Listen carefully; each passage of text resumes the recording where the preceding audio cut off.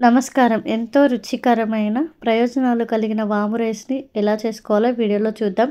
ముందుగా ఒక గిన్నెలో ఆయిల్ వేసేసుకొని, ఆయిల్ బాగా హీట్ అయ్యాక ఎండుమిరపకాయలు, కరివేపాకును వేసి బాగా వేగనివ్వాలి. ఎవరైనా ఫస్ట్ టైం నా ఛానల్‌ని చూస్తున్న వారు ఉంటే సబ్స్క్రైబ్ చేసుకోండి. తర్వాత ఇందులోకి అయితే కొంచెం పోపు దినుసులు వేసుకోవాలి. చాలా తక్కువగా వేసుకోవాలి. తర్వాత రుచికి తగ్గట్టు, ఘాటుకు తగ్గట్టుగా వాముని వేసి బాగా వాసన వచ్చేలాగా వేయించాలి. కాకపోతే మాడకూడదు. మాడితే చేదొస్తుంది. తర్వాత ఎల్లిపాయని కూడా వేసి బాగా వేగనివ్వాలి. ఎల్లిపాయ వేగాక అందులో కొంచెం పసుపు వేసుకోవాలి.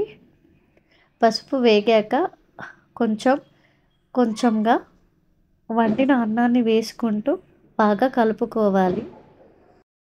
కొంచెం ఉప్పును కూడా వేసుకోవాలి. ఇదే టైంలో మనకి ఈ చలికాలంలో జలుబు, దగ్గు రాకుండా, ఒళ్ళు నొప్పులు కాకుండా, జీర్ణశక్తిని మెరుగుపరిచేలా ఈ వాము రైస్ అయితే బాగా యూజ్ అవుతుంది.